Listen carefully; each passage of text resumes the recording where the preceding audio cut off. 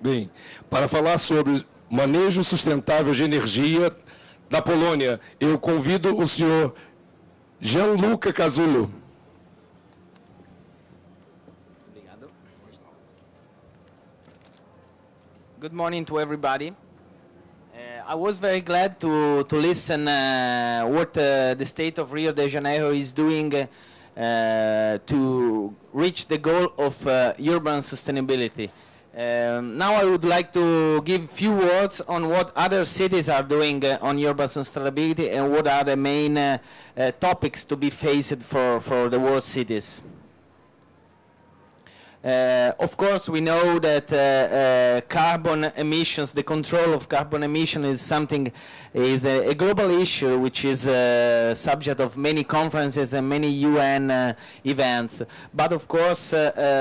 cities are, urban areas are the most contributors of the problem of greenhouse gases and of CO2. And that's why all the world cities are now issuing and developing strategies to face the problem of carbon emissions and to try to reduce year by year in the short, medium and long-term period the emission of CO2.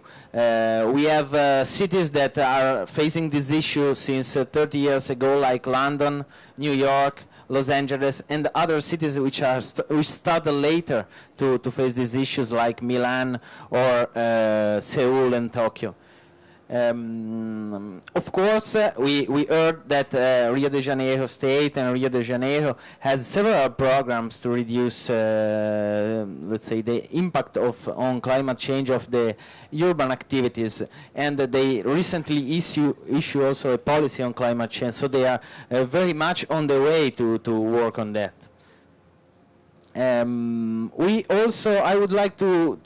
raise the attention to the importance of community and of the community scale inside the city and the urban areas, because of course urban sustainability is a very multidisciplinary topics where we have to focus on transportation, traffic management,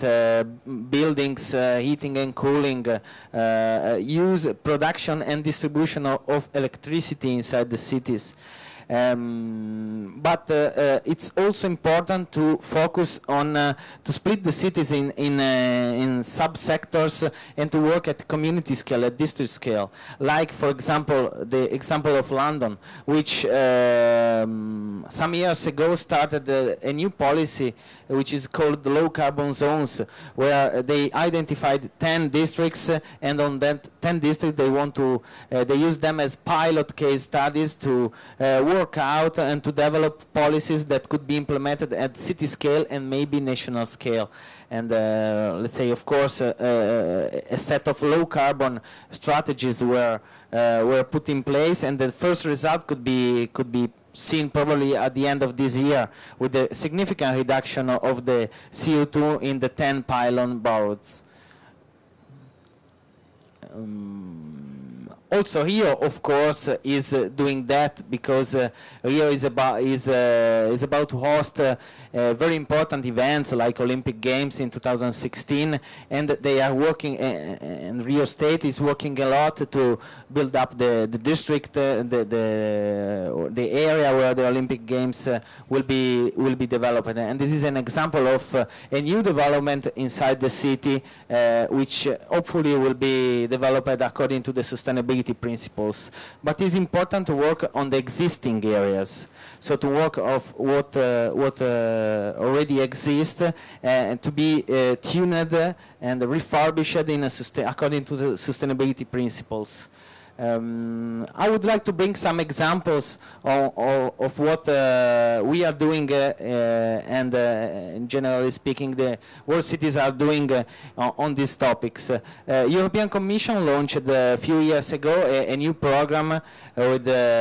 good incentives and funds for cities and communities, and they call it the Smart Cities and Communities. And of course, Italian cities are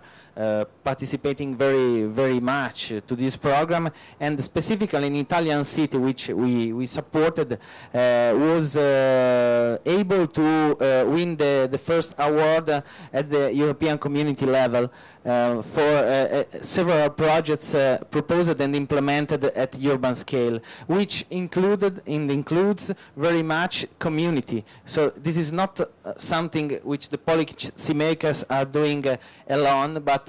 an association of communities inside the city was created, including industries, services, research center, universities, and people and citizens, which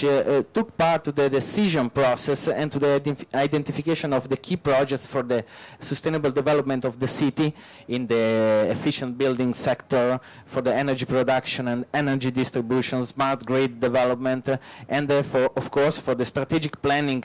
of the city and the sustainable mobility enhancement. They have several examples. I don't want to go in details, but of course we try to identify for this city, but this is something could be applied in all cities, a set of pilot project which could be replicable at in several places in the city. For example, these projects show a new heating and cooling system which is under development inside the city and could be repeated in several places of the cities, recovering the energy wasted in the process of distributing methane. Existing buildings is a big problem for almost all the cities, and that's why also the European Commission and the city of Genoa decided to focus on the existing building, try to renovate and introducing technologies, energy efficient technologies to in the existing building, because of course in Europe we have also and in Genoa specifically we have the problem of space. We cannot focus on several big new development, but we have to work on what exists, trying to improve the situation and reducing CO2 emission of the existing buildings. The smart grid concept is another key pillar of a smart city, because of course the distribution of energy inside the city is a key topic, and to reduce energy waste and to increase the efficiency of the use of energy by the end users. Like the use of electricity, the use of heating, and the need to have a brain controlling small parts of the city in terms of energy distribution in a bidirectional way is a crucial topic to be that is under development, and we were involved in the design of the first smart grid in this area. Next, please. Another example was developed within the cooperation between Italy and another country in southeastern Europe, Macedonia, where the idea was to focus on a university, on a campus,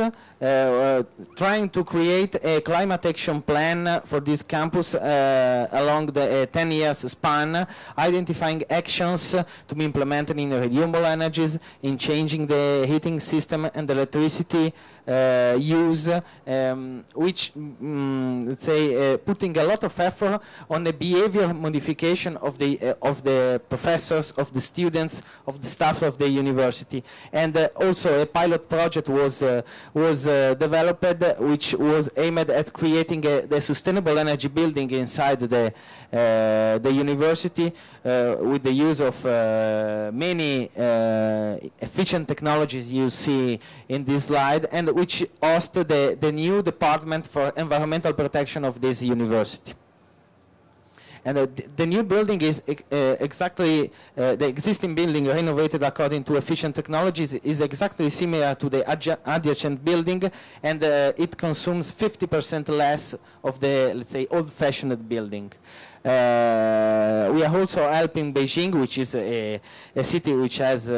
many problems in terms of urban sustainability. Not only, we'll see probably in the next presentation, and they decided to start a very challenging program for which set environmental targets in several sectors, and trying to find a smart urban solution for Beijing, which of course has a big problem of industrial pollution, of